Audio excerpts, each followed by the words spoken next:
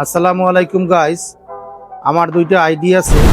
একটা হলো, তার নাম হলো রায়হান টেলিকম বানারীপাড়া।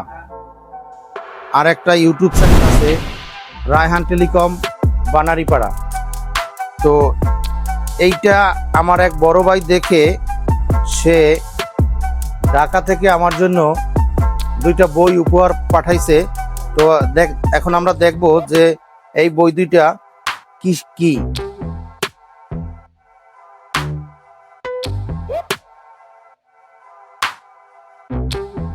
প্রথম বইটা পাঠাইছে এআই প্রযুক্তির হাতে খড়ি।